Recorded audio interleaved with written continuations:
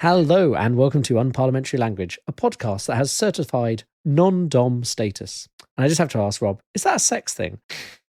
It was an implied sex joke that we can just breeze over. I was hoping your delivery was great. It was flat. We got past it. So I guess we'll go straight on into the headlines. And the headline is Tory MP suspended after sex and cocaine case from the Times. Now, normally with these headlines, I need to ask you what that means, but I think that's actually spelled it out rather clearly. So do you want to maybe fill in some details?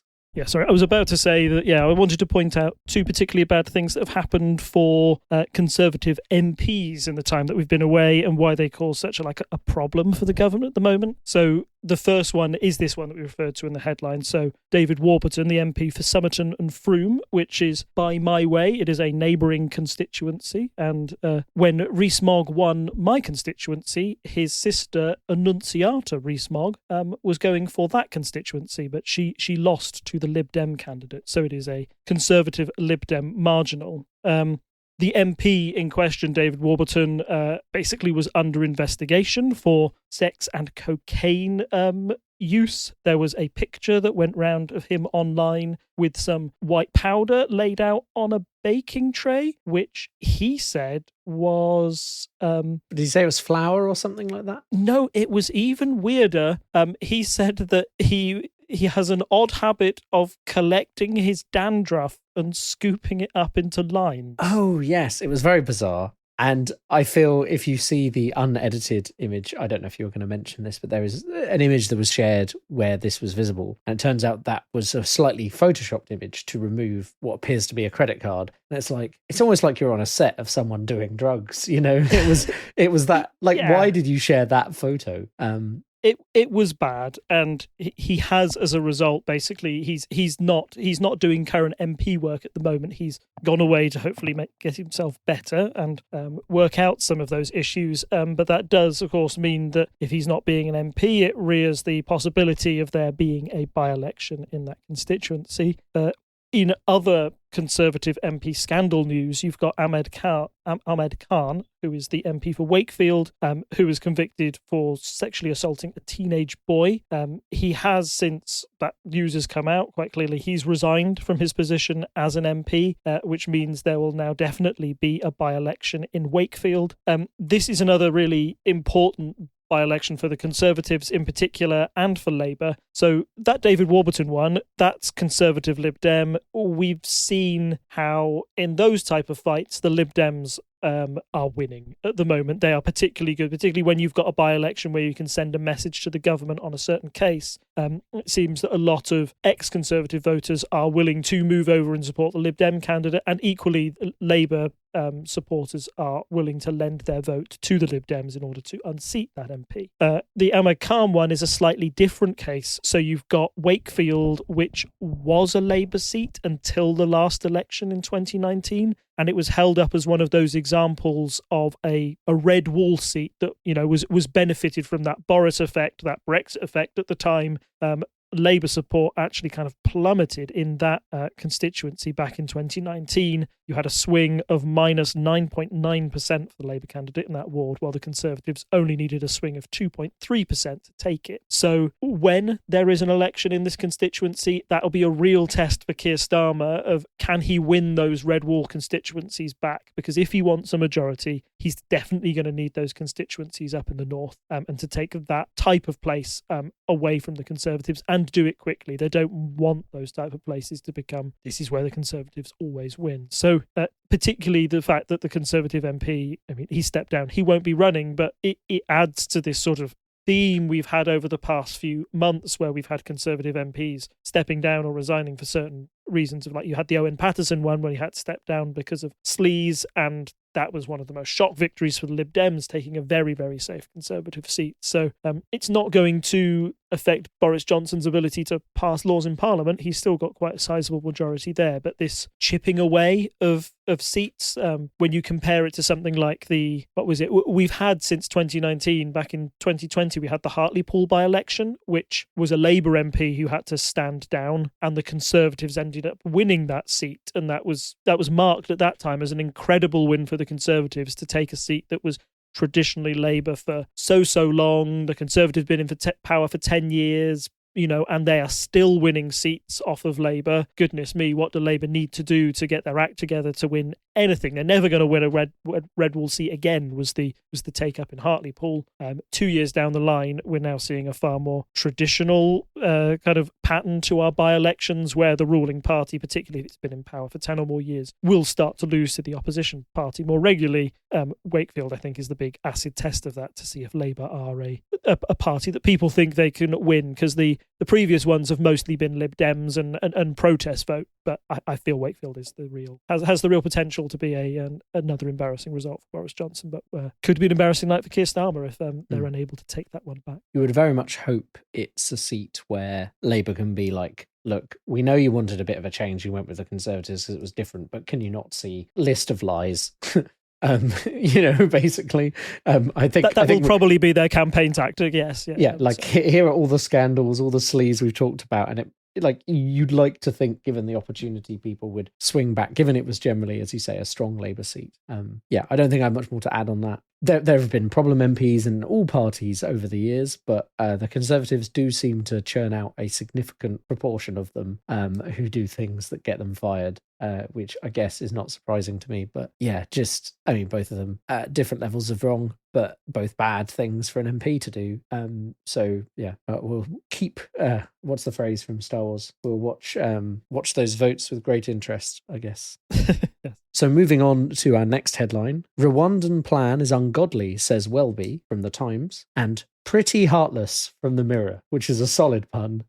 What's going on there, Rob? Yeah, I feel The Mirror have been saving that one up for a while now, and they're very pleased they've been able to use it.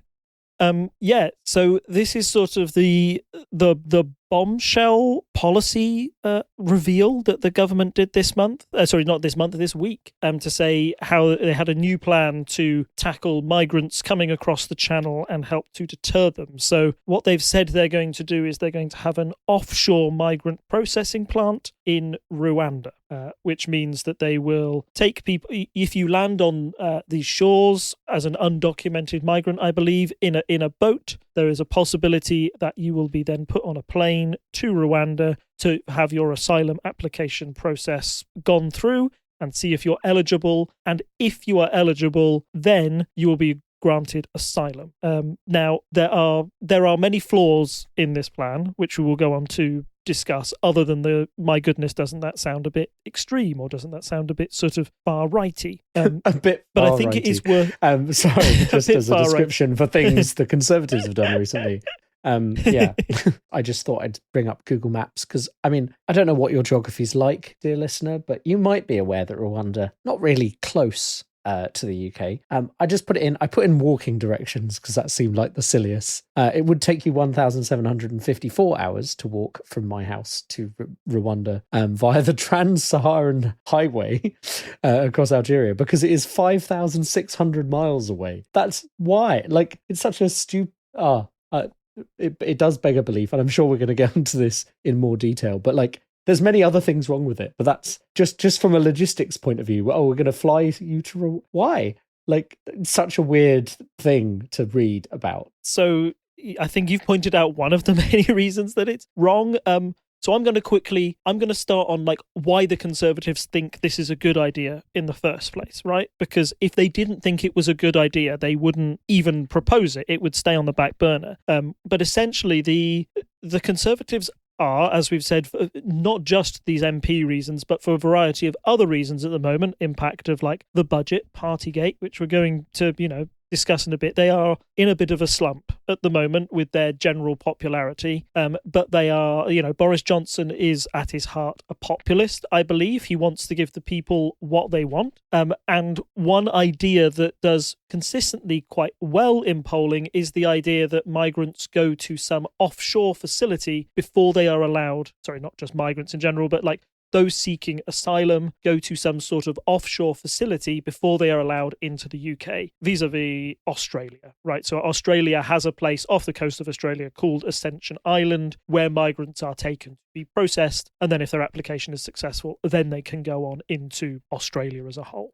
So this idea in isolation has been popular in Britain as a concept for a while. Like, even Labour Home Secretary David Blunkett back in 2003 had this idea as one of the ones that they were proposing. And it's an idea the Home Office have been trying to get through for a while. There was a suggestion of having a processing plant in Albania, in the Isle of Man, for example. Like, this has been the criteria being that you wanted somewhere outside of the EU so you could have more control essentially over, like, oh right, who do we let into this country? Because once they're in an EU area and we were part of the EU, there was more, trouble saying no to some people who wanted to come in country. So the government, desperate to, have a benefit of Brexit and stop, trying to act as, also have a deterrent for people going across the channel in these boats, which these crossings have been slowly rising over the past 2 years. In particular, whilst Priti Patel has been Home Secretary, these boats, more and more boats have come across the channel, and Priti Patel is meant to be very hard line in her stance on these migrants, but all her rhetoric has been for naught. They keep on coming regardless. So to me, this seems like them going, right, we'll put down what sounds like the most ridiculous hardline policy on the table. Bosh, it'll definitely get people talking this, even if it is unworkable. And it's the unworkability of it that's the real weakness. I don't know why it sounds silly to say it, like, how has it got this far? But as you've said, the distance from here to Rwanda, quite a long way. The fact that migrants could land on our shores, they are picked up and then they take a plane ride to Rwanda. Many people have said that just the cost of this alone, you might as well put them up in a hotel in the Ritz for the time that they stay here. So particularly in a time where last time we were talking about like cost of living crisis and energy prices going up, saying that you're unveiling a potentially is it 1.2 billion? But I think there's at least a 120 million pound trial going on at the moment. To say you're doing that, many people are going to say, well, that's not good value for money as a whole. Two, there are moral issues with going to a country such as Rwanda. I was having a look at the government, I had a look at the Foreign Office website travel advice for Rwanda, and they even say there, there's, LGBT issues. Homosexuality is not illegal in Rwanda, but remains frowned upon by many. LGBT individuals can experience discrimination and abuse, including from local authorities. There are no specific anti-discrimination laws that protect LGBT individuals, etc., etc. So you're going to a country that doesn't have the best sort of human rights record or other things, and that's where we're suggesting we're sending our most vulnerable people go there and be processed. The government has said that initially it'll only be single men who go there or economic migrants that will go to Rwanda to be processed, but still that sounds like a pretty daft idea. Is it not safe for women in Rwanda? What are you going to do with, families come across? Are you going to separate the father from the mother and the child to do this? That would also seem unquestionably cruel as well. There are problems with the UN. So the UN Refugee Agency has criticised the British proposal, basically saying that there's a convention back in 1951, the UN Convention on Refugees, that says that people have a right to claim asylum in any country, and that the country where they do so should examine their claim. So it would go against that convention to cart them off to Rwanda, because apparently if their asylum is successful, they are then allowed to stay in Rwanda rather than go to the UK. That's the prize for going all this way, is that you end up not in your desired country of destination where you took the dangerous crossing in your dinghy across the channel to get to the UK. You end up in Rwanda instead, which seems like not worth it for the people who wanted to end up in the UK, and a bizarre thing to do. Equally, similar offshore programs have failed before and have a proven track record of doing so. So the Australian position that I explained before, their Ascension Island one, they had terrible rates of self-harm and mental illness of those in the system who are trapped in this place for months on end while they get their asylum process worked through, and that the conditions are horrible, and equally it's very costly to the government to do that. There's also been a similar program that Israel did back in 2013 from 2017, where they also took thousands of asylum seekers to Rwanda and Uganda to try and get them processed there. They discovered that they weren't given any protection of any kind, and in fact, the people who ended up in those two countries once again relied on smugglers to take them back into Europe. So you're not solving a problem, you're not doing anything to halt the practice of people smuggling, you're in fact encouraging more illegitimate routes, and people will just find another way to get back into that country rather than in the official system. So yes, there's an awful lot of bad about it, and my gut instinct is that the government has misjudged the polling on this one, as in asking people the question, do you want an offshore facility to process migrants before they get into the UK? That's probably quite a popular yes-no answer for that question. That's why it has such high support. But if you were to word that question as in, do you want these asylum seekers to be processed in Rwanda at a cost of X amount to the taxpayer for every single one we put across, I think the answer is going to be more often than not no.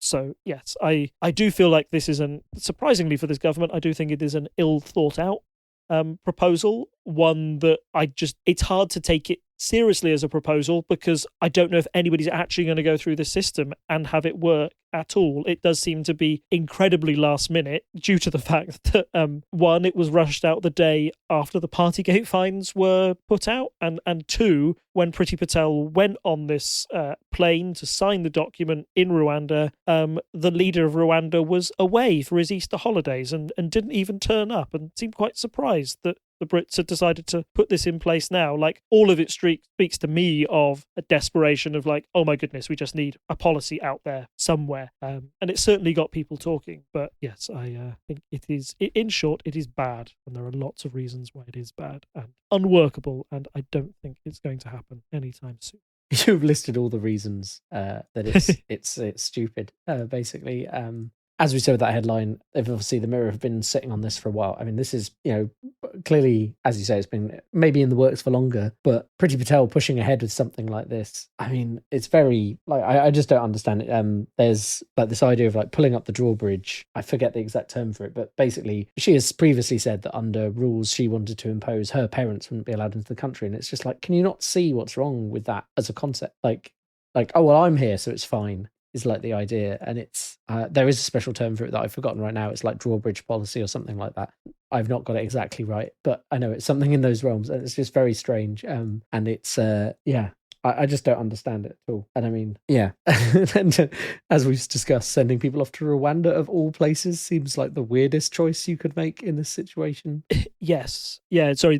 When you talked about that Mirror headline, pretty heartless, I was just reading it on the front. So that's saying even more problems about the proposed policy. So orphans of the Rwandan genocide will lose their homes to make way for refugees being booted out of Britain by Home Secretary Priti Patel. So 22 residents are being turfed out of Hope House Hostel to make room for asylum seekers sent to the African country courtesy under the new proposed scheme. So that's like more unintended consequences down the road of just how horrible it can be. Rwanda is a country that has, it's past that element in its history, but still there are many people who were affected by that terrible tragedy, and the fact that that's putting more pressure on that country just so they can get a few extra bucks. I assume it's has some monetary value to Rwanda to be part of this program, and that's why they're signing up for it. But yes, it's certainly not a good look for the government. And once again, like I said, it's how do you word that question of, the idea in itself might be quite a populist idea for Conservatives that always was a big tick box on, if they go to a Conservative home and ask their voters what they want, that idea might always come top of the poll, right? But it's then how you actually go and implement it, and the actual consequences of action is where that starts to fall down. Yeah, that's why I see it just simply not working or being enforced. So far, what we know about the policy is incredibly vague and seems more rhetorical rather than, I think, concrete as well, which is another reason just that I think it simply won't happen. It has got us talking, and maybe will be, I don't know if it's an effort to throw sort of like red meat to the Conservative voters and get them on side. But those people who might be wavering, or those who might want the Conservatives to shake the tag of the nasty party, I think, this certainly won't help that side. No, I'd like to think this is the kind of thing where it should be pretty clear cut that this is a bad idea.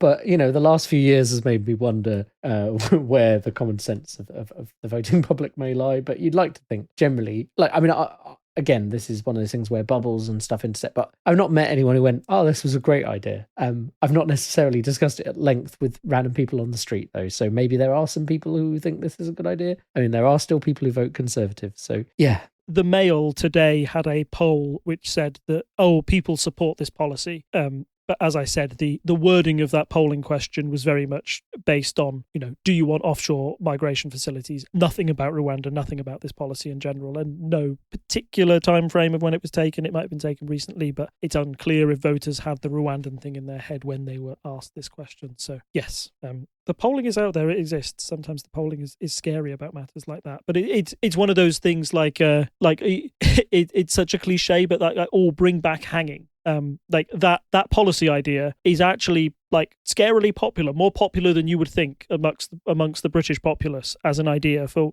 something you could do. But every government for a while has just flat out, it's never been even a policy consideration never been on their manifesto. It's never been a vote winger. They just say, no, we don't mention it. No, it's morally wrong. Simply none of the parties you can vote for do this. So it doesn't happen. And now it appears that the Conservatives at least are getting desperate enough where they start looking down those, what's popular? Oh, okay, that might be popular amongst Conservatives. Let's try that. So might be a few more interesting stories in the next coming months, years, depending on how things go for Bojo and crew. So, speaking of how Bojo and pals are doing, last time we spoke about the spring statement, we spoke about Rishi Sunak and how his image as a man of the people who gave us loads of money during the pandemic, loads of dosh, may be slightly affected by some slightly weird choices in the last spring statement. But I hear there's more problems for Rishi Sunak, and we should maybe delve into that more. So I guess, where's it all gone wrong for him in the last week? It seems like he went from being top of the bookies list to replace Boris Johnson to now maybe not being in that position. Yeah, it's incredible, really, when you think of, we have a politics podcast. We talk a lot. You talk about hypotheticals and what happens. And if you'd told me a month ago that Rishi Sunak would go from being one of the leadership hopefuls, the favourites, if all of his support would just collapse in a week, I wouldn't have believed it.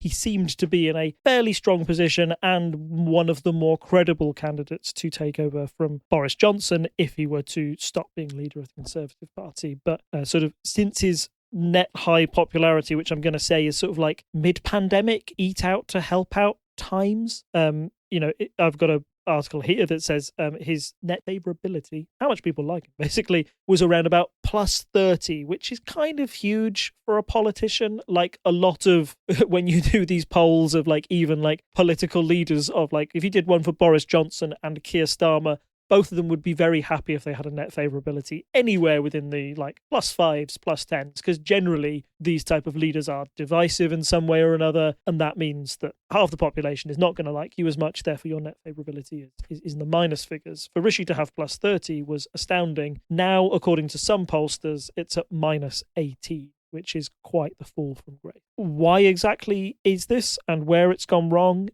You mentioned it in the introduction just then. So one of the things, I think why the eye of Sauron from the media and the general public has started to go on Rishi Sunak is because of the impact of the spring statement that we talked about last time. I think I was fairly damning about the incident, saying that it seemed to do relatively little to help those in real need of change right now, particularly when you've got this cost of living crisis, rising food bills, rising energy bills, and that embarrassing offer, I would say, from the Treasury to give yourself £200 off your energy bills, but you got to pay it back at some point. That loan that, even though the Conservative Party insisting it is not a loan, it very much looks like a loan and smells like a loan and has been generally received very poorly from the general public.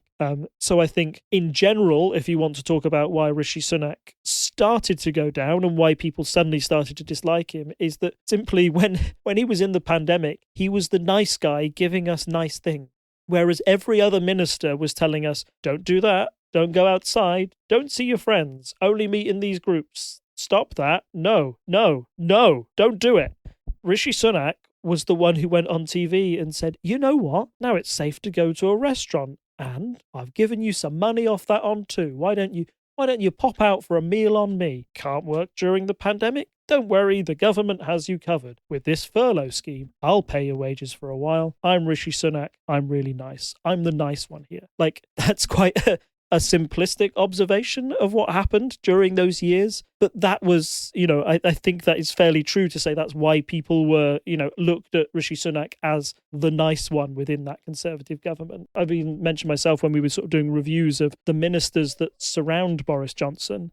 He was the one that was brought in kind of as a left field choice. He's always been seen as being slightly outside of the Boris Johnson circle and more of his own man as a result. And the fact that he was willing to stand up to Boris Johnson and say no to certain spending things that he wanted to go ahead seemed to show that he felt that he had some power within the Conservative Party, where if he had a base or a group of people around him that wanted Boris Johnson to fail, he would be the natural one to come up and take that. And I think these few weeks have proved that that's not really the case, and that he hasn't really got that power base behind him. That's my first bit on Sunak. I don't know if you've got anything to add on just like that budget and how badly it went down, but do you think that's fair to say that his sort of lack of popularity started then, or has it been going on longer? No, I think that's probably, I think he's generally been well received, as you say, especially throughout the pandemic. It's been very easy, and we've talked about it before, like Labour's criticism of the government during the pandemic was often they didn't do things fast enough or often enough, or, like the furlough scheme didn't go far enough, for example, would be the kind of thing they'd say. But I think most people who were supported by the furlough scheme would be like, well, in my case, it worked out pretty well, and I'm pretty happy that was the decision made. So it buoyed his image for a long time. And then all the other stuff, we got, I remember us talking about the 50% off meals on like a eat out to help out. I remember us discussing, it seemed a bit weird that we were going out and being encouraged to eat out so quickly. But I think most people I know took advantage of it to some extent, except for people who were completely shut in because, they were shielding. I think most people I know who were able to go out took advantage of it in some way. So, everyone likes free money. It's obviously not free. The country has to pay for it. We have to pay it back through taxes. But it feels like free money. You don't really see the effect, and especially at the time, we didn't see the negative effect of having to pay it back. We're like, oh, this is great. So yeah, I think you've probably put your finger on exactly kind of where that started to go. But it has been a very fast unraveling, and I think we're going to dive into that a bit deeper now. Mm-hmm. Yes. So if you want to go down the list, because it's been a rough few weeks for Mr. Sunak. And his wife, which appears to be sort of the main, I don't want to say cause of the problems, but that's where the media spotlight really has been around her, and that seems to have been where some of the more questionable moral issues have come about. We've talked a bit about how, the budget, spring statement, all of that, how that affected people's view of him. But I think over the most recent weeks, a lot of stuff has been kind of tied to his wife. So why is that? I think there's several points here. One we made the joke about at the start, but that's not quite. We're not getting onto that quite yet. But what does his wife do, and how has that affected his image? So in short, Rishi Sunak's wife is incredibly rich herself and holds lots of shares in a variety of different companies around the world. The first time this was sort of like brought into question or into the media spotlight was in relation to Russia. So we've talked about the economic sanctions that were put on Russia to try and deter them from more military action in Ukraine, and as a bit of a punishment for what they've done there without actually sending in any soldiers ourselves. That's the West's solution to it, is to try and cripple Russia's economy in a certain way to make sure that you don't engage, that you're not allowed to trade within Russia in any way, etc., etc. So essentially somebody from the media found out that the firm that Rishi Sunak's wife is connected to, Infosys, that's based in India, and that part of the company had decided it was still going to continue to do business with Russia. It is seen as quite embarrassing for the Chancellor when your wife has a large amount of shares invested in this company and seeks to profit from that. Why should the Chancellor of the United Kingdom potentially also personally benefit when his wife is investing in a company that's doing trade with Russia, something that you as the Chancellor are effectively saying you shouldn't do, and is discouraging all British companies, and in fact making it illegal for a lot of British companies to do that thing. So that's the crux of the argument is the Chancellor is personally benefiting and finding a way around rules that normal British companies wouldn't be able to follow. And even though it's his wife who's involved, not him, I think it's worth saying that it does have an effect on him. And a lot of these stories, again, it's impossible to separate sometimes what the couple do and how that affects the person as well.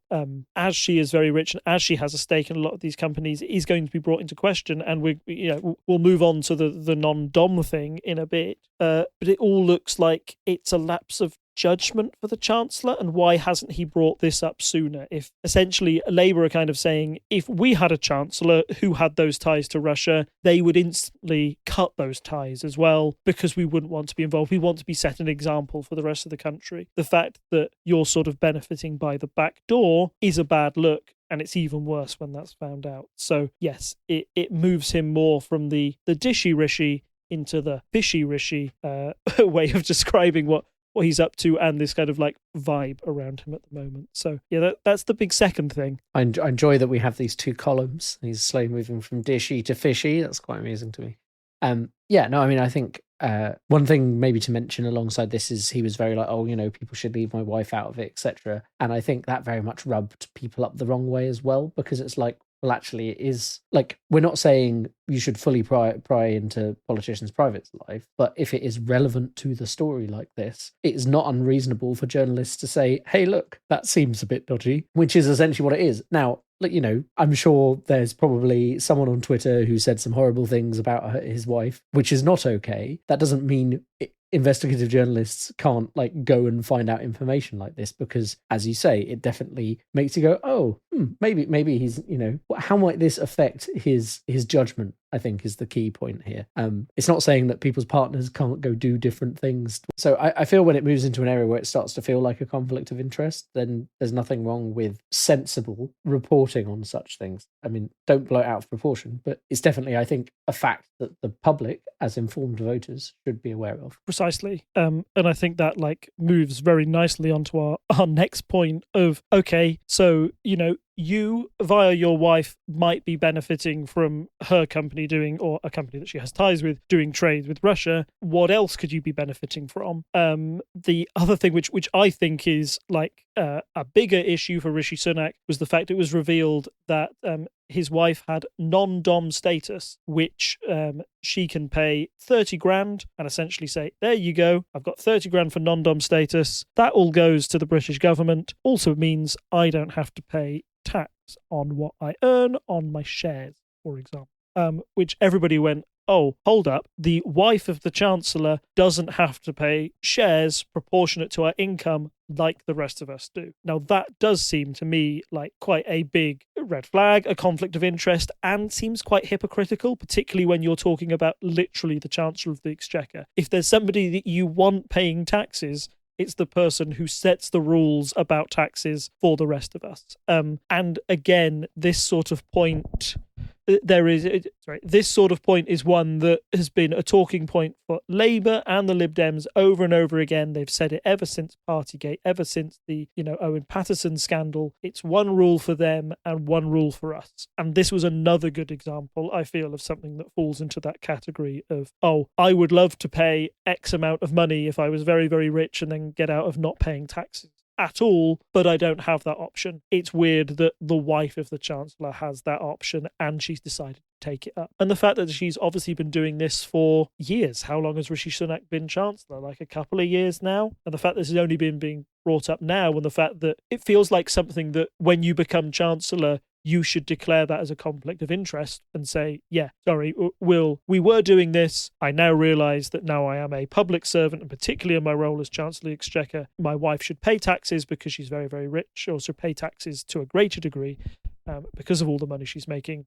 That's more excusable. The fact that he's only had to do that U-turn now, yes, she has not got her non-dom status anymore, but it's all too little too late for the general public. And yes, I think that's just another big thing that undermines your confidence in him and his decision making. Why wasn't this decision made sooner? The moment he became Chancellor should have been like the point here is not, oh, she shouldn't have had this status at some point. Although, I mean, I feel you can reasonably criticize someone, but like, the point is that, as you say, when he became chancellor, maybe this should have been flagged and he should have done something about it. And that would be the proper thing to do. You're becoming a public servant and there are extra expectations expected of you. And in this case, your wife.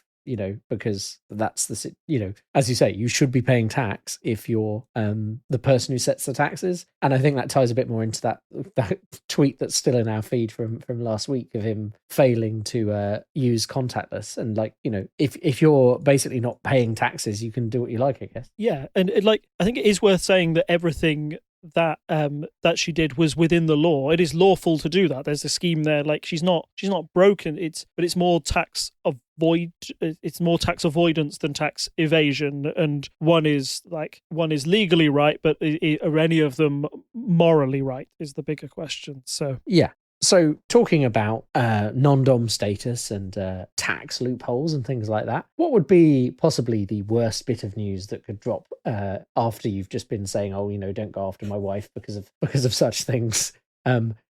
She's not the chancellor. She's not really involved. You shouldn't be digging into her life. What could be the worst thing that could possibly come out in the news right then? Not that only that your wife is a non-dom, that you might have been kind of eligible to have non-dom status, as well as Rishi Sunak possessed until last year a green card in America, which basically means that he could be a permanent resident in that country while he was also chancellor and chancellor of the exchequer for the UK, which seems kind of mad. It seems in a way it's one of those things again where it's like it's not illegal. But is it should that be allowed when, should you be seeking permanent residence of another country when you are one of the highest ministers in the land for another country? It seems like quite a bizarre decision to me. And on top of that, there was also the element of taxes, because if you have a green card, you have to file US tax returns whilst you do that.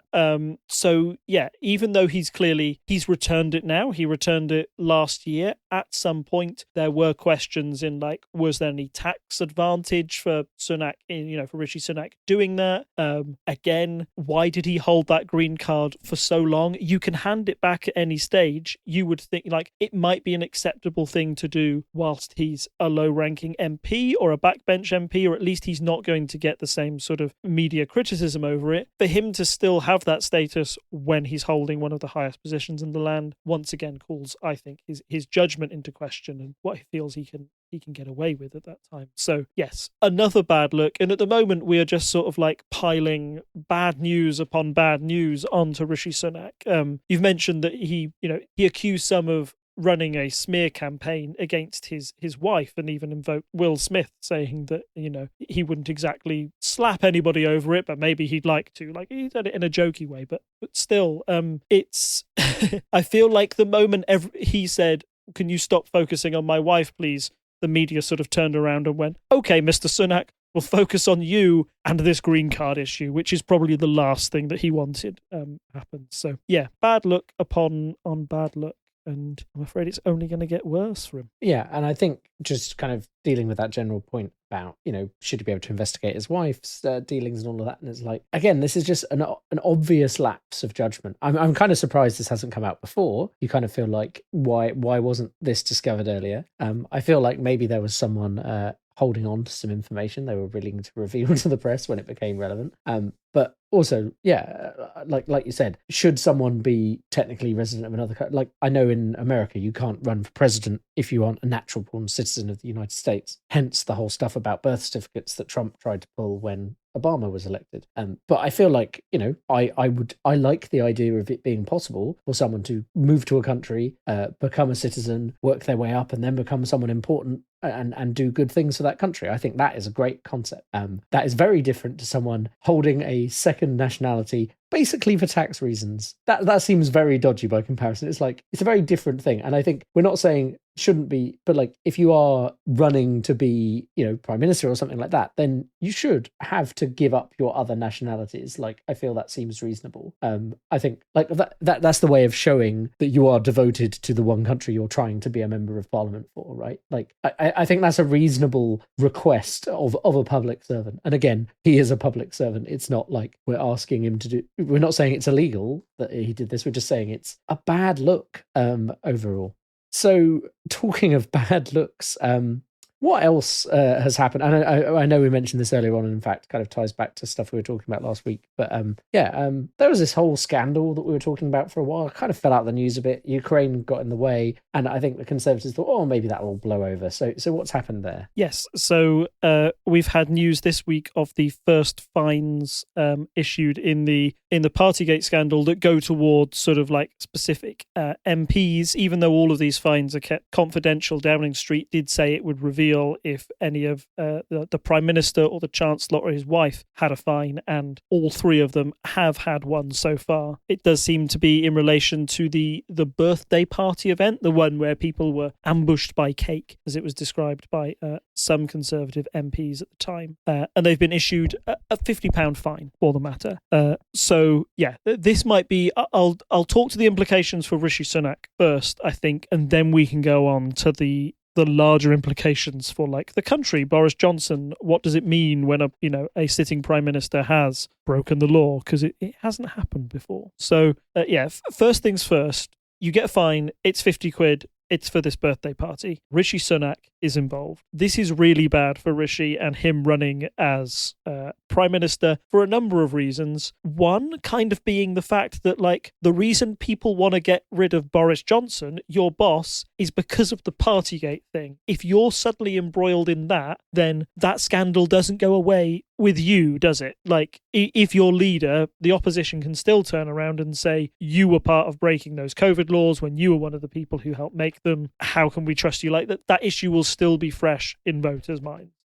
Two, where I think like this is maybe like worse for Rishi Sunak and his personal brand, is that he was seen as very much somebody like outside of Boris Johnson's inner circle, and he kind of had he had that power because the Prime Minister knew that he was popular amongst the general populace to sort of stand up to Boris Johnson and say no. Like, he could say, like, Boris, you need me more than I need you. You're going to have to listen to me on this one. Now his ratings are so personally poor. He's on the same level as Boris Johnson. Boris Johnson has him exactly where he wants him now. He's got a weak chancellor who he can tell what to do and won't snap back. Like, Boris Johnson doesn't have to threaten firing Sunak. Actually, he's given his full support to the chancellor in this matter. But it's kind of the worst thing that can happen to Rishi, because it means that either he's going to have to jump himself to get out of this situation. Like, he would have to imagine if Rishi Sunak stood up and said, I, as Chancellor of the Exchequer, can't continue in my job now I've been convicted of this crime. I must leave my post. Like, that would almost be more powerful in a way, wouldn't it? That would give him more leadership credentials, I think, in my opinion, because that's him making himself clearly distinct from the Prime Minister on this matter. It's him saying, I messed up, and as a result, the harshest punishment I can do for myself is resign from my office in disgrace. Some people will go, you know what, he made a mistake, but he took the consequences for it. Maybe that's the next Conservative leader right there. Whereas what he did was exactly the same thing Boris Johnson did, which is kind of shrug and say, yeah, I got my fine and I'm sorry, but still going to be doing my job next day. It means people now like associate that with him doing exactly the same as Boris Johnson on that matter. And when Boris Johnson himself is fairly unpopular, that's a bad look for Rishi Sunak, and have him having any sort of like personal break from the Prime Minister or anything that's particularly distinct in style from that. And on top of that, you'd probably say that he lacks some of the sort of political charisma of Boris Johnson, or the like Johnson's ability to defy political gravity. This week sort of shown that Sunak doesn't have that same ability. He's very susceptible to it, and in fact has done it quite quickly. So yeah, very bad for Sunak. Personally, those Partygate fines, and it might be the only one he gets. But still, I think that's all he needed to sort of put the final nail in the coffin on what's been a very, very bad couple of weeks for him. Yeah, and I think I agree with you that if he had stood up and said, look, I've messed up, I'm going to step down, then he could do that thing where you say, oh, I made a mistake. It's not it's not a mistake that should get me struck off from being an MP or whatever. It's a thing you can recover from politically. You go back into, the back benches, you sit there for a little while, and then when a leadership challenge comes up, you go, oh, remember me, the person who did all these good things. I did make that one mistake, but it's fine because, as you know, I took responsibility, I stepped down, etc. And then, as you say, that's a very easy narrative to play into if you wanted to continue to be leader. It seems like his choices have completely ruled out, in not just my mind, but I think in general, I think the chance of him becoming leader anytime soon. Obviously Boris had many problems and still managed to end up being leader. Like it's not up to us as the public to choose. It's up to the Conservative Party to choose when all is said and done. So maybe he thinks he can still get picked by the same people who picked Boris because there's this group of chums at the top of the Conservative Party at the moment. But I don't think that would hold water with the public at large, or at least I'd like to think it wouldn't. I think, unfortunately, as well, as people have pointed out, or who does that lead us with as a possible leader of the Conservative Party when Boris goes? And I think the problem is it's Liz Truss, which we've discussed before. I don't think either of us are a fan of. She's been doing this weird kind of pork markets. Sorry. Yeah, I mean, she just doesn't. Yeah, like there are better people out there, right? It's got to be. I was just going to sort of like lead that into why does Boris Johnson not really suffer from this at the moment with this fine? There's a number of reasons because when we were talking about this like months ago when it happened in January, end of January, start of February, when there was real momentum and there were Conservative MPs who sort of, you had lots of people saying, right, we've got to wait for Sue Gray, but if the Prime Minister is fined, that's my red line, that's when he has to go. So the Prime Minister has now been fined and there doesn't appear to be that like momentum to get rid of him now that there was back in those days. And there's a couple of reasons for that. Like one, we're in a recess. So the MPs aren't around each other at the moment. There was no PMQs this week, right? So the fervour around it's within that Westminster bubble in particular, it's unable to be generated. Two, you've had this awful week for Rishi, which knocks him out of the leadership challenge. Like you said, who does that leave you with? Liz Truss, Michael Gove, maybe. There's even at that first time when they were thinking about kicking Johnson out, when they thought things had got so bad they had to pick somebody as a replacement if they were going to submit those letters. Now I think it's clearer than ever that there isn't sort of like an organised group within the Conservative Party where they've all got behind one candidate and said, right, yes, this is the next horse we're gonna throw all our weight behind. Compare that to like Theresa May and her downfall. There was very clearly groups within the Conservative Party that were actively working against her and had Boris Johnson ready to stand up as the next leader. Like they were in there like a shot, essentially, when she said that she couldn't do her job anymore. So there needs to be that sort of internal organisation within the Conservative Party as well. Three, I do think there's a bit of a narrative change around how serious these fines are in the grand scheme of things. So the war in Ukraine is being used as a reason not to replace Boris Johnson as a leader. It was put on that there was a Mail headline this week where, every other paper was saying, Boris Johnson, first Prime Minister ever to be sort of like convicted of a crime, definitely as a sitting Prime Minister. This should be big news. And the Mail's take on it was like, they had the words, don't you know there's a war on? Essentially saying, we can't do anything now. A war is happening. Why would you replace your leader? Now, personally, I think that is an incredibly weak argument. Like, one, looking at our own history, we replaced Chamberlain with Churchill, literally during the Second World War, the big one that we all go on about.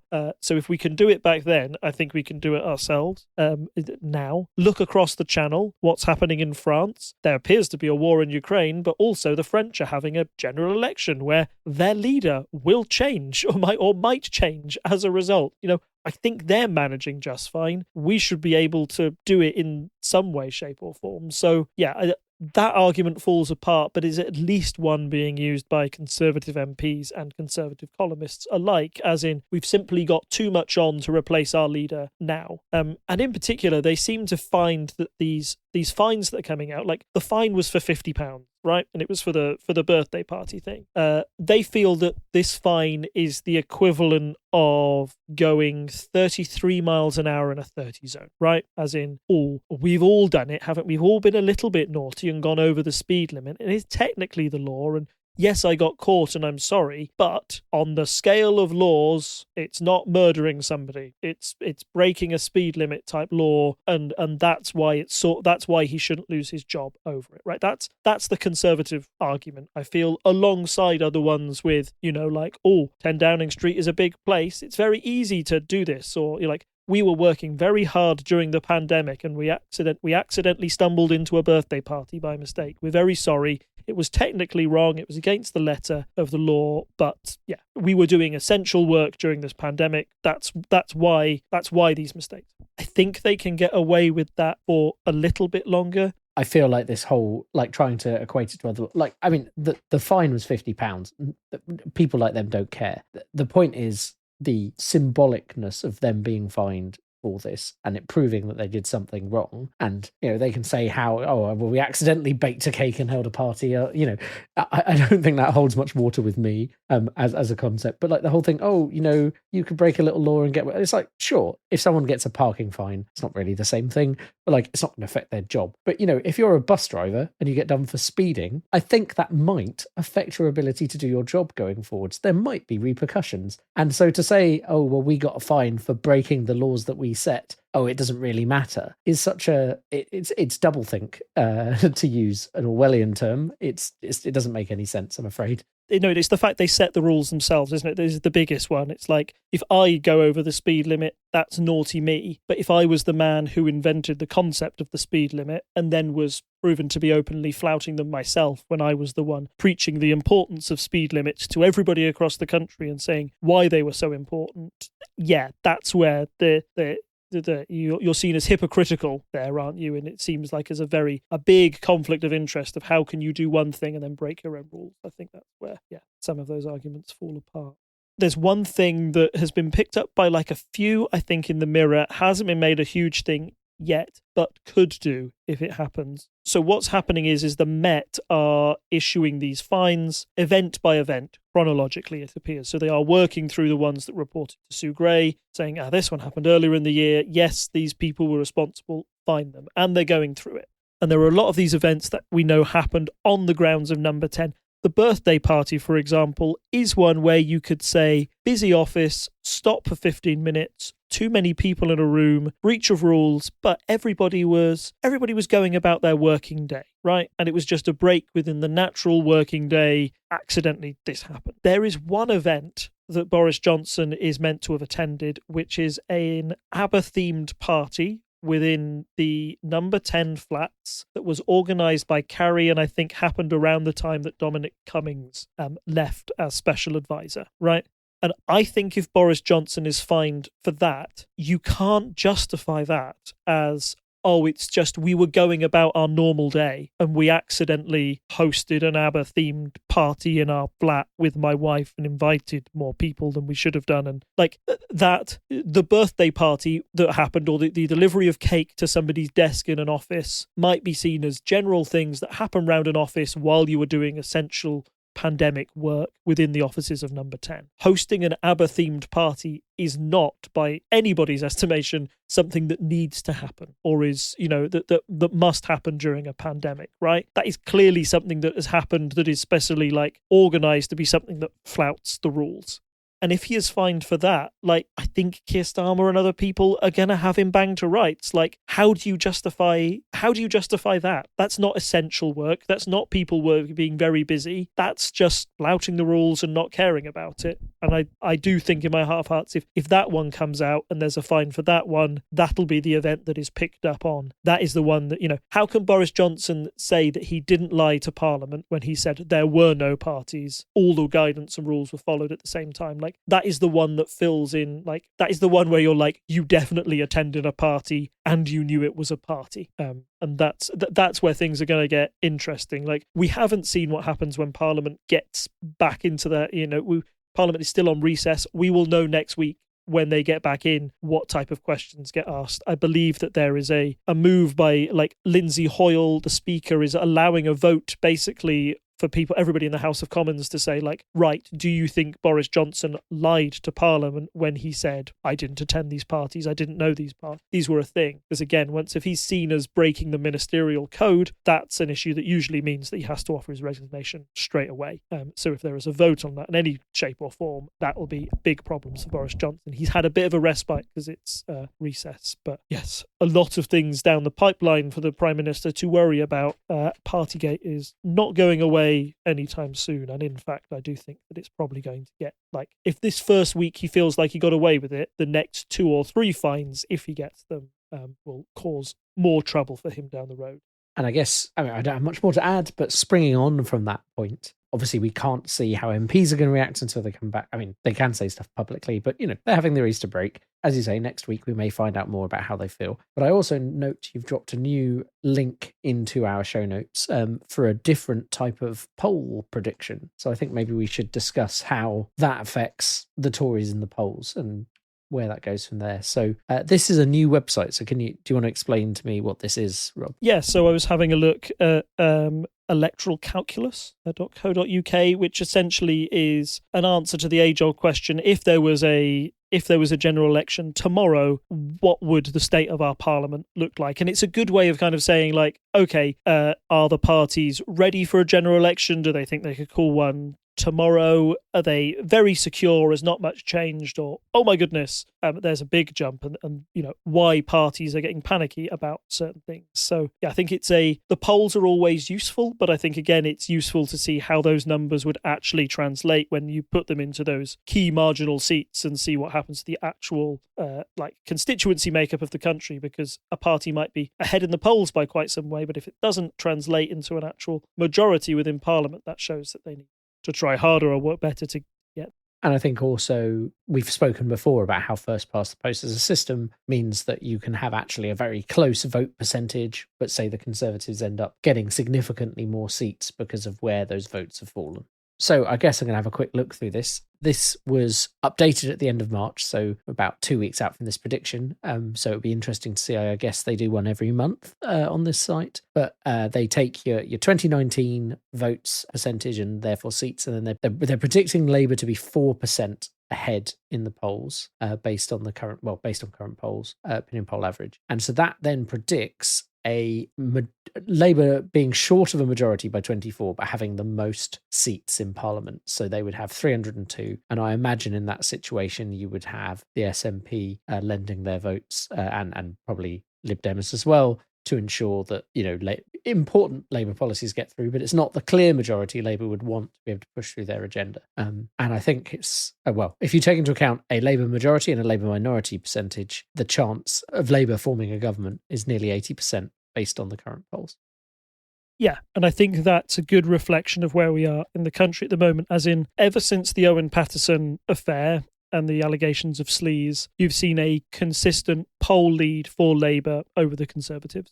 However, that poll lead has never quite been enough to turn their favourability amongst the general public into an outright control of Parliament. And as soon as you start mentioning like Labour SNP coalitions, that's kind of what did for Miliband in a sense. Like when we all suddenly thought there would be a coalition government back in 2016, that's how we ended up with a shock David Cameron victory, because people went to the polling stations and said, oh, I don't fancy another coalition government. Maybe I'll just vote Conservative and make sure that scenario doesn't happen. And he got a shock victory that way. So I think it proves that Labour still has some way to go to convince the general public to come back to the Labour Party as the natural opposition party to the Conservatives.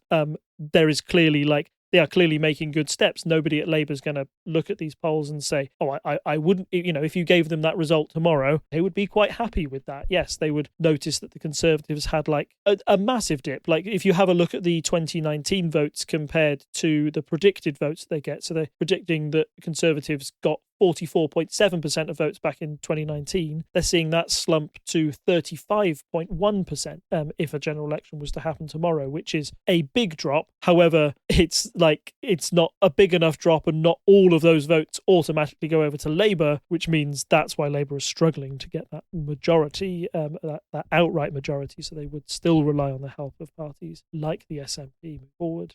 We've got council elections coming up in early May, and I've seen there's insider Conservative polling that the Telegraph shared the other day, which I had a quick read of, which essentially sees they're saying that the Conservatives will lose seats and Labour will gain them, but they don't think it's going to be quite like the horror show that happened to them under Theresa May when she just failed to get a Brexit deal through and the Conservatives were the fourth largest party in some of those votes. They don't think it's going to be as disastrous as that. So there's a weird feeling within the Conservative Party of like, boy, we are messing a lot of things up now, but it's not as, we're not suddenly unelectable. Like, there's still a chance they could turn this round, and again, there's still a chance for Labour to mess this up. So yeah, I feel that it's a sign of like a Conservative Party on the ropes, but Labour are yet to sort of land that killer blow. And if they miss their chance now, if he gets through Partygate and he gets through these council elections relatively unscathed, then yeah, they might be looking at a very tricky general election when that happens in 2024. But that's a long way down the line for now. But it's always interesting to sort of have these reflections on public opinion as you go through. And those local elections in May are definitely one to look out for, just to see where the parties stand as a result of all the scandals that have happened at the start of 2022. It's been quite exciting, hasn't it? Just to feel like we've definitely got stuff to talk about. Yeah, no, I mean, I think we've gone... when Brexit went away, it did feel like maybe things would calm down a bit. And the Conservatives not disappointed us by giving us many stories to talk about. Just one more thing I wanted to add before we wrap up to the end of the show is I went and checked Politico's poll of polls. That is the poll website we normally use. And you can now see, I'll just post that in the chat for you, that currently Labour has a 6% lead. So I imagine at the end of this month, we'll have a slightly updated version of that electoral calculus website predicting probably a higher chance of a majority for Labour.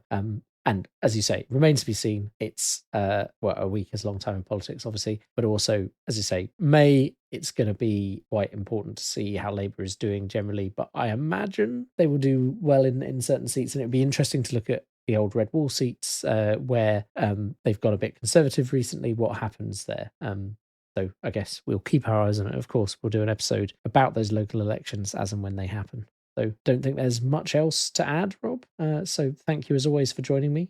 If you wish to support the podcast, you can go to patreon.com/TTSS, where you can throw $1 our way in order to get access to an exclusive bit of podcast that we record before the show, where we just kind of chat about our lives, video games, other things we're interested in, depending on the week. This week, you could hear me ranting about certain estate agents, among other things. And then we also can be found all over the internet. So you can find us on Reddit at /r/unparliamentary. You can find us at our website, parliamentary.observer. You can find us on Twitter and Instagram at unparlpodcast, and you can find us on Facebook as Unparliamentary Language. And I guess that means there's nothing left for me to say other than it's good night from me. And it's good night from him. Bye. Bye. Bye. Bye. Bye. Bye. Pork markets. Sorry. Bye.